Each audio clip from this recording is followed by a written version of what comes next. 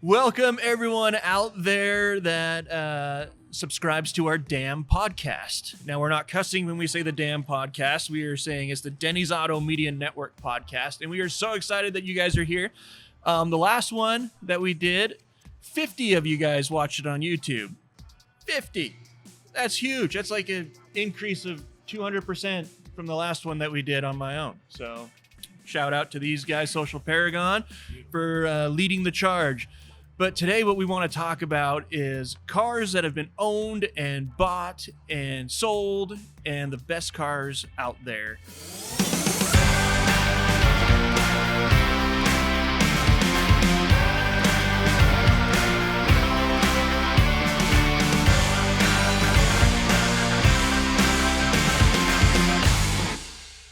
For those of you guys that haven't met Arron, Arron is usually over at our Riverton store. Today we're filming at the Draper store, so he was kind enough to join me over here.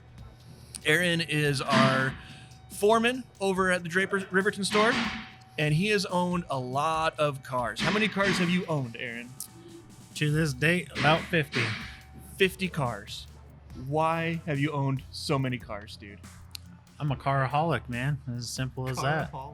You know, it's fun when you get to talk about cars owned and bought and sold and all that fun stuff with someone that's like a true authentic gearhead, because I am not really a gearhead. Like, I find this industry very sexy, but I find it sexy for different reasons. You know, I really like helping the customer side of it. I really like talking with a customer and dealing with their issues and their challenges that they have. I was a decent mechanic. I wasn't anywhere near the caliber that you're at because I wasn't a gearhead. So it's always fun. But yeah. How many? So 50. You said about 50. Do you have an exact number of how many cars? I think the exact number would have to be 48. 48 cars. Why so many cars? Hopes and dreams, you know. Sometimes dreams. Sometimes you're just like, hey man, that car looks real nice. I think I could see myself cruising around in it. And then you buy it, and then you're like, yeah, this just isn't my niche, you know. Okay, so it sounds like you have a very open mind when it comes to automobiles and motorcycles, unless it's an Indian. No, just victory. You have a big open mind to cars. So you've tried a bunch of cars, and have you found what fits you? Old school Chevys. Old school Chevys. Yeah. All right. I have a really good friend that has an old school Chevy. I think I've showed you pictures of his. Uh-huh. Shout out to Aspen Hill Exxon in Washington, D.C. Dan, I hope you see this. You might not. I don't know. But anyway, if you do and you ever come out to Salt Lake City, we got another diehard Chevy guy out here for you to have a conversation with. Oh, yeah. So what was the majority of those 48 cars? Were they American-made cars? Are they Chevrolets? Or did you kind of have to go through like a phase to find Chevrolet and be like, that's my make that I like? No, I'd have to say the vast majority of them were Chevy vehicles, and I've only probably owned maybe about 10 imports. Okay. All right. But probably about 5 out of those 10 actually had Chevrolet motors in them. How did that happen? That sounds like there's a story behind that. Well, I used to have this 89 RX-7, and it was just the two-door, obviously. And I didn't like rotaries because they're too complex for my simpleton brain. They're cool, man. They are pretty cool, but I just couldn't get behind the logic of a Dorito. So, you know, I put a carb small block 350 in it, and then did a whole bunch of other modifications from there. All right. So you said the Dorito. That's an analogy of like the crank, right? 'Cause it's kind of shaped like a Dorito and it goes around. That's how it. Yeah. Can you dive into that a little bit, please? Because I've never heard of the Dorito thing. I knew what you were putting down, but some of these people out here might not. Can you explain how a rotary engine, how it works, how it fires? That's a hard one because I'm not too technical on the science behind it pretty much. But instead of actual pistons, they're, and I don't want to use the wrong wordage either. Basically, inside of the motor case, it looks like a Dorito, and it has basically like little shims on it that build the compression, if you will. And it just goes around, but it doesn't go around in a perfect circle sort of thing, and it's kind of misshapen a little bit, and that's what gives it the natural sound that the 13B and the 12B rotaries have. Is the design of the actual motor itself and how it fires. It's kind of just like Harley engines because they were based off of airplane motors. And so they have I didn't know that. Yeah, That's cool. They have the opposing cylinders, which give them the unique sound. Unlike all the other motorcycles out there, they're kind of just the basic ones, and they don't have much uniqueness, if you will, at least in my eyes. I mean, granted, everyone's subjective to their own opinions. And is that like the V-twin design? Mm-hmm. Okay, cool. Yeah. So they're just opposing, so it's just how it's firing is basically all it is, and that's what gives it the sound. So you would yank out these import engines and put Chevrolet engines in them. Uh-huh. Oh my gosh. What was the hardest project that you had to do? Hardest project I've ever done was an American vehicle. It was a 69 Ford Mustang Coupe, and I put a big block Chevy in it. That's sacrilegious, isn't it? A very sacrilegious, but as well worth it. I bought it for $2,500. It was not a big block vehicle, and if people don't know about the old school Mustangs, is like with the Mach 1, they're a bigger body style to accommodate a big block motor, so you get more power out of them. Well, the traditional Mustang were small block engines, so the wheel tubs and everything were actually closer in. Okay. So to fit a big block in it was quite the struggle. But widen it all out. yeah, you Oh basically my just gosh. cut them off and shave it, and then buy aftermarket towers and all that other stuff. Oh, So it's a lot of fun, all said and done. But yeah, that was probably my hardest project to date. But I did sell it for triple nice. what I put into it. That's awesome. So is that you would do that frequently? You had to. You don't have 48 cars right now, so would you, a lot of them are really like fix and flip kind of projects for you. No, in all honesty, my younger self wanted a car for each day of the month because I felt bougie. Right. So Car for each day of the week. Right on. you know, I was like, yeah, we can have 30 cars and drive a different one each day, and I thought it'd be like the you have a coolest car for every day of the month. thing. Mm-hmm. Yeah. That was my plan. All right. Right on. And at one point in time, I actually had 16 cars all in one sitting, and I rented an acre lot. Is where I stored them all. That is the most gearhead thing I think I've ever heard you say. I rented a parcel of land so I could store all my project cars and my running cars and my days of the month cars. That's cool. That's cool, man. They all actually ran too. Right on. That's great. Were there any cars that you were like you regret buying for maybe too big of an investment to get them going again? You didn't get a return on that investment, or they were just a nightmare to work on. Are there any cars like that, or are they kind of all in your wheelhouse? The only two vehicles that I regret actually buying was my two Audis. I knew you when you had one of your Audis. Yeah, that was my funner one. Okay, that was a fun one. That was one- a long time ago. Oh yeah, that was a very long time ago. Yeah. It was a full-time job just making sure that thing would run every single day. But that was also due to my failure because it wasn't stock by any means. I don't think anything you own is stock. My Honda Pilot is. That's Yeah. my daily runner. That's bone stock. So I heard that. I thought that was lowered still. Did you get rid of the lowering kit on that? Yeah, I You actually did. put it So back now it's back factory to height. OE factory height. I got tired All right. of getting stuck on a 5-inch snow berm, so I was plowing the streets more than the snow plow was, so I got tired of it. Man, I wasn't getting paid for it. The things these car guys do, man, it's crazy. That's Yep. awesome. Are there any of those vehicles that you still wish that you had? If you had the chance to buy them back, would you do it? I mean, obviously, there's a handful of vehicles I wish I still had.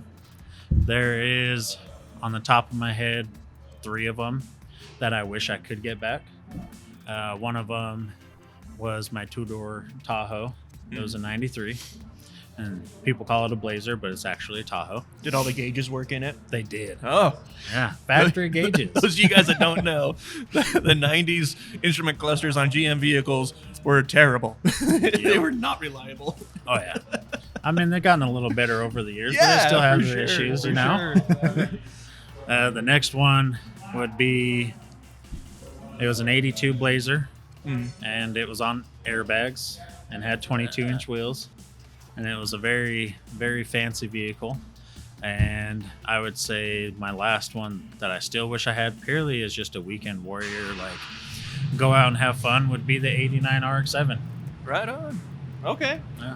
That's cool, man. Yeah, like I thought that I wanted to get into that like restoration, fix and flip kind of thing, and wasn't for me.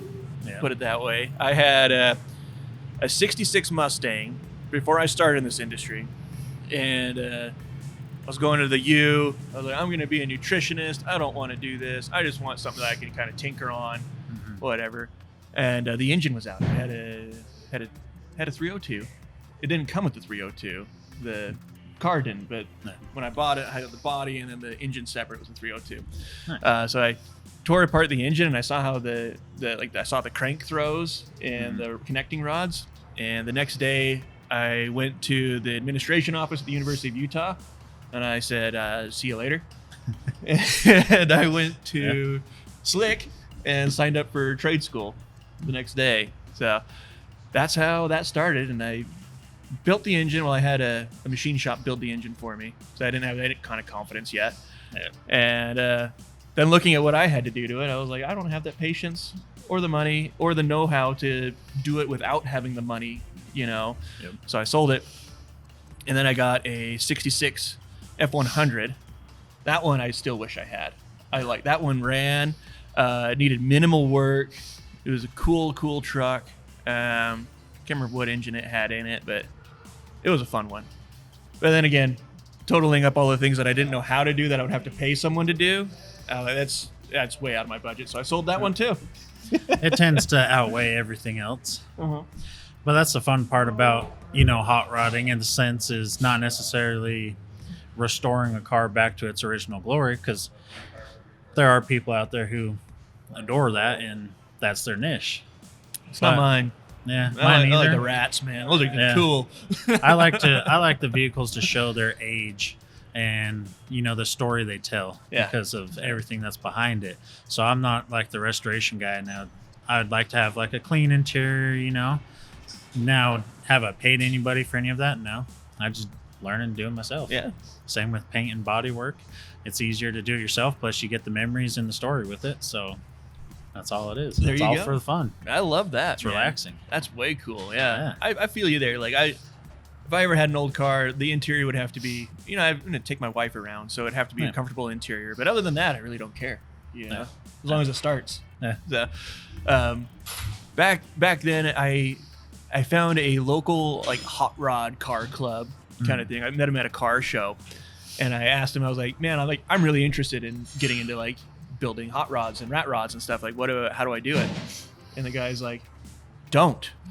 I was like, "What do you mean, don't?" And he was like, "Dude, you get one, and you're like, oh man, my house needs a new roof, but the hot rod needs new tires. I'm going to allocate those monies to the tires, and I'm going to have a leaky roof." He's like, you get bit by that bug, and you're stuck with it forever. But he did say if I ever really wanted to get into it, he's like, you got to buy someone's project that is like 95% done. Yeah. And then you get that one 100% done. Then you buy one that's like 85% done.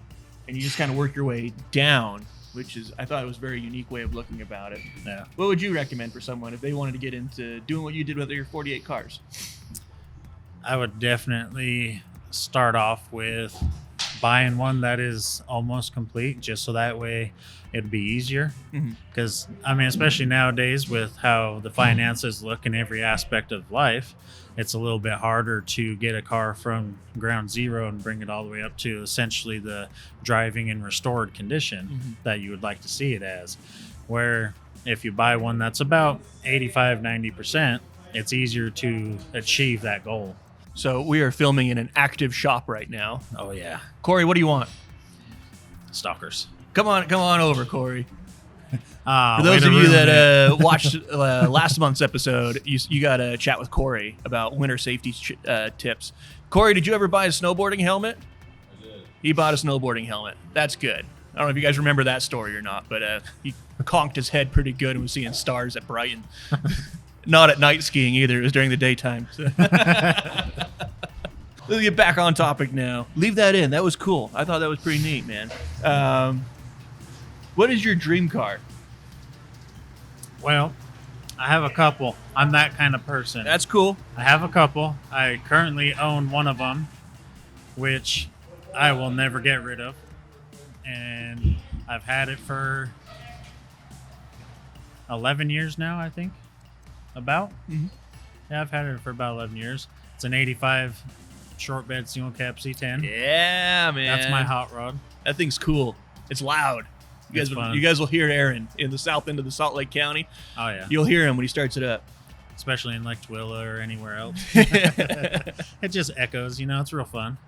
My second dream vehicle would have to be a 63 Apache. So it's a Chevy truck. And I'd probably just get a single cab long bed.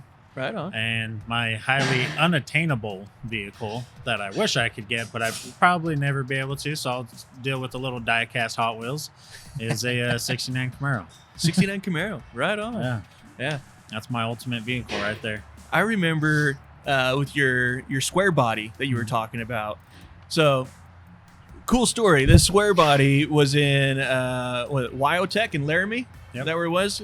Aaron's brother was taking body classes up there and was doing body work on that truck. And we were going up to get it because there was a car show for all the students at Wyotech, and the body work wasn't 100% completed yet. And so we went up there. We drove all day. It was a long drive. It was like 10 hours. How long of it? 8 hours to Laramie? Seemed like forever. It seemed like forever. It wasn't good weather either. There and back. It was kind of snowy and cold and miserable. Yeah. But we get up there, and the truck's not quite done, but the car show's tomorrow. So we stayed up. That's like the first all-nighter I pulled since I was like in high school. Man, we were up all night prepping that body, sanding it, getting primer on it, painting it. It was so much fun. But oh yeah. Yeah, so we got the truck done at sunrise. The car show's in like 3 hours. The paint wasn't all the way dry yet. Loaded it up on the trailer and left it on the trailer for the car show. That was cool. And we wrapped it in like plastic wrap or something, right? Try to protect the body. Yeah. And then drove it back to Salt Lake on no sleep. Yeah. Like 3 hours after the car show. We were on the road by like 11 a.m., man. Yeah. That was a long day. It was fun. It was definitely a good memory. That was fun. Nothing like, painting a truck at 2, 3 in the morning and then shooting some clear coat over it and then going to sleep for 2 hours and, Yeah. But it turned out phenomenal with everything that was done to it. It did. It's beautiful. Felt bad, we couldn't take it off the trailer because it also had no brakes at the time. Yeah. So the risk of not plowing through a fence that was behind the truck, we left it on the trailer. That was fun, man. That was my first exposure to body work. And I think because I was exposed to it in the middle of the night, that's probably why I don't find body work sexy at all. I don't blame you. I was dragging that whole project, but that was fun, man. But you brought up a sacrilegious thing. You put a GM motor in a Mach 1 it was a Mustang or something. Mustang Coupe. Mustang So Coupe. it wasn't anything fancy. No, but my dream car is a 49, 50, or 51 Mercury Coupe, and I would put a 454. I would put that in there. Little boat anchor. Yep. Yeah. I think it's a cool engine. I think they're cool. I love them, and I think it would look really good in a Ford product. Oh, most definitely would. That'd be like the cherry on top right there. But man, like I would drop that thing. I would chop the top so the windshield's like 8 inches, 9 inches, and drop it solo. If I hit a speed bump, the bumper's gonna get ripped off. Man, be sparks following me everywhere I went. Oh yeah, you just put titanium blocks on the back of it. There we go. With my old Tahoe, that's what I did. There's a workaround. It was on airbags, and I put 4-inch titanium blocks. And if any of the people watching know anything about lowriders or airbags, you put titanium blocks on it, and that gives you the best spark at night. There you go. And it is real fun. The sparks at night that I'm used to is like when we do a night ride with our horses, and if they're all shoed, they all have shoes on. They step on rocks or whatever. It shoots sparks, and it's kind of cool at nighttime to do a night ride and see the sparks. You're following the sparks. You're not following the horse. You can't see the horse. But anyway, so to wrap it up, if someone wanted to get into doing aftermarket work, hot rod stuff, you would start with something that's almost complete, work your way backwards to gain experience and stuff like that. Is that a fair assessment? Yeah, unless you're crazy enough like me and you start at ground zero. Yeah, man. Well, it served you well. So, I'd assume so. Yeah. Well, cool. Well, that's all that I have. Do you have anything any closing words you want to give our lovely guests on the internet? Patience. That's all it takes. That's my closing verdict right there. All right. If you don't have patience, it's just going to be a rush job, and it's never going to be the same, and you'll be having to do it twice and 3 times more. So it's kind of like anything in life that's worth doing.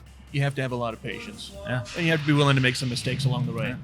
Yeah. Nothing good comes easy, and I'm a firm believer in that. Right on. You got to be able to put in the time and effort, and that requires patience. Cool. Well, awesome words of wisdom from our foreman Arron at the Riverton store. If you guys have any questions regarding his projects, or if you just want to pick his brain for a minute or two, Arron is always available. He is super nice, super friendly, and is always willing to help. So swing on by the Riverton shop, say hi to Arron, bring him a monster, because apparently that's what he eats for breakfast. But thanks for stopping by, guys, and we look forward to seeing you probably next month or so. Okay. Take it easy.